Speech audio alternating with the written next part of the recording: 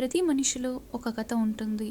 ప్రతి వీధిలో ఒక ప్రయాణం ఉంటుంది. ప్రతి ఉదయం మనం నిద్ర లేచేలోపే ఆమె రోజు మొదలవుతుంది. 20 సంవత్సరాలుగా పూలతో తన జీవితాన్ని అల్లుకుంటున్న ఈ అమ్మ కథని తెలుసుకుందాం.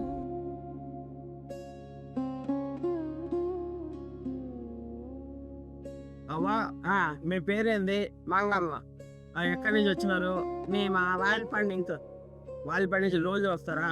రోజు రాము. ఇక్కడే ఊరుండేది. ఫన్సూరు వచ్చి వాయిలపాడు వాయిలపాడా? వాయిలపాడు అక్కడ తింటే ఇక్కడ పూలు అమ్మేదాన్ని. తిరుపతిలో ఎన్ని సంవత్సరాల నుంచి ఉన్నారు? 20 20 సంవత్సరాల నుంచి ఉన్నారా? 20 సంవత్సరాలు 20 సంవత్సరాలు వ్యాపారమే. 20 సంవత్సరాల నుంచి పూలే. పూలే పూల వ్యాపారమే లేదు. ఇప్పుడు పూల వ్యాపారం చేయాలంటే అన్ని కొనుక్కోవాలా.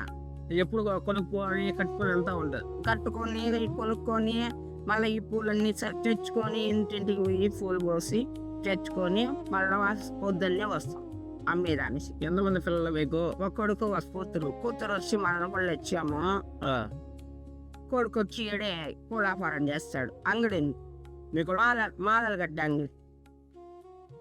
ఇది అసలు పూల వ్యాపారం చేయాలని ఎప్పుడు అనిపించింది? అసలు దేనికి అనిపించింది? దేనికి అనిపించిందంటే జరగలేక. పూల వ్యాపారం వచ్చినా ఉన్నారు కదా,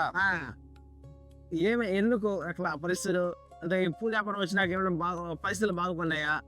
ఏదో పూట తింటాము, లక్షణంగా ఉండాం. ఒకవేళ అన్ని బాగున్నాయంటే పూల వ్యాపారం చేసిందా? ఎందుకు చేయము? చేస్తాం. వ్యాపారాన్ని నిలపం కదా. నిలపం బాబు. ఉన్ని లేకపోని ఎత్తుకున్నాం కదా. ఇదే వ్యాపారంలోనే ఉన్నాం 20 సంవత్సరాలుగా. మరే మనం ఈ పొజిషన్కి పోవాలా, ఈ స్థాయికి పోవాలని ఆశ ఉంటారు కదా మీకంట? అట్లా ఉన్న ఆశ మాకేం ఆశ ఉంది? అయిపోయింది జీవితం అంతా. ఇప్పుడేం ఆశ కావాలా? ఇదే చాలు.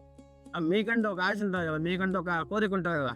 ఏది సోరేదో ఏమో పర్లే, మనసులో ఉంటుంది ఏదో ఒకటి కోరిక. అట్లంతా ఏం వద్దులే బాబు. చాలు ఈ వ్యాపారం చాలు. మా సినిమాలు అంటే ఇష్టమా? అంతకుముందు రామారావు సినిమాలు చూస్తాను, ఇప్పుడు చూసేది లేదు. నాకు ఇష్టం ఉన్నదో నేను పోను. ఏం సినిమా కూడా లాస్ట్ రామారావు సినిమాకి అవన్నీ కూర్చుంటాయి. నచ్చలేదా? మీ కొడుకులు కూతుళ్ళు ఎప్పుడైనా సినిమా పిలుచుకోమని కదా? నన్ను పిలిచిపోరు, నేను పోను వాళ్ళని. ఫస్ట్ వచ్చిన డబ్బులతో మీరేం కొన్నారు? ఏం అప్పుడు ₹2 2.5 ఏం గిట్టదు. అప్పుడే అడిగేది గండం. 2.5 రూపాయలు బాడీకి కట్టుకొని సరిపీరియడ్గా సంపాదించుకుంటా ఉన్నాం. 2.5 రూపాయలతోనే బాడీగా ₹2.5 మూర, ₹1.5 ₹2 అంతే. ఇప్పుడుగా ఎగబడింది అంతే. 2.5 రూపాయలతోనే బాడీగా అన్ని పిల్లలు ₹2.5 అంటే మూర ₹2.5. ఇంకా అంత మిగులుతుంది, అది సరిపోతుంది. స్కూల్లో పిల్లలంతా దాంట్లో అవన్నీ పెళ్లి చేసి ఈ ఊరు వచ్చాయి. అన్ని చేసి వచ్చినావు. కొడుకు మాత్రం ఇక్కడ చేసిన, కూతురికి ఆడే లేదు. మా ఊర్లోనే చేసి. నేను అప్పటికి ఇప్పటికి ఏం మారింది? పేపర్లో ఏం చేశారు డిఫరెంట్ గా? కొత్తగా ఏముంది? అవన్నీ తెలియదు బాబు. చిందా సరే. అని నువ్వు వచ్చినప్పుడు ఈ రోజుకి ఏం అవన్నీ ఆలోచించుకోండి. నేను ఆలోచించవా? మన వ్యాపారమే మంది, మనం ఇంటి వినావా ఉన్నావా అంతేగాని అవన్నీ ఆలోచించాం. ఎందుకట్లా? ఎందుకట్లా అంటే అవన్నీ మనకేం ఉపయోగపడు. అవన్నీ మనం ఆలోచించకూడదు. మన ఆలోచన మన జీవితానికి అక్కడ రావు. ఎందుకని? పిల్లలకి ఏమైనా మంచి విషయాలు చెప్పండి. ఏం చెప్తారమ్మా ఈ కాలం వాళ్ళకి, అబ్బాయిలకి అమ్మాయిలకి? వాళ్ళు ఇప్పుడు చదువుకున్న పిల్లకాయలు నాకు చదువు రాదు, వాళ్ళకి ఏం చెప్పదలుచుకోలేదు. మీ అనుభవంతో, మా అనుభవంతో మంచిగా చెడ్డగా అట్లా ఉండకూడదు. చెడ్డగా మంచిగానే ఉండాలి. నోరు ఎక్కువ చేసుకోకూడదు, ఇంకా అరవకూడదు అని చెప్పు. పెళ్లి చేసుకున్న వాళ్ళు ఇబ్బందులు అన్ని చూస్తారు. మీ కాలం వాళ్ళ పరిస్థితులు తగ్గట్టు ఈ కాలం వాళ్ళకి ఏమైనా చెప్పాలని ఏం చెప్తారు? ఏం చెప్తారు? బాగుండాలి భర్త భార్య. ఒకరి విషయం మనకు వద్దు, మన విషయం మనకు చాలు. అంతే బోలుడు ఉంటుంది. పక్కన వాళ్ళని మనం ఎత్తుకోకూడదు. అవునా కదా?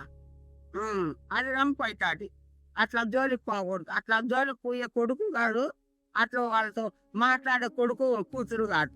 బాగుంటారు బాబు.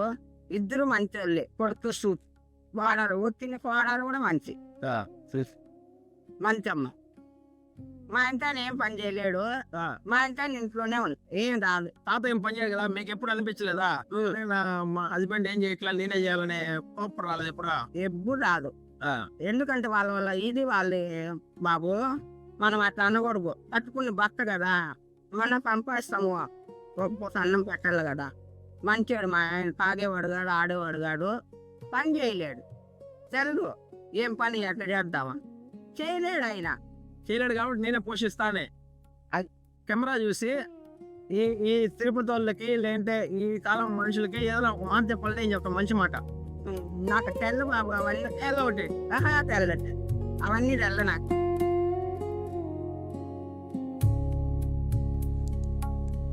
కొన్ని కథలు పెద్ద స్టేజీల మీద కనిపిస్తాయి, మరికొన్ని ఇలాంటి చిన్న చిన్న దుకాణాల్లో నిలిచిపోతాయి. This is just one of them. మళ్ళీ మరో కథతో త్వరలో కలుద్దాం.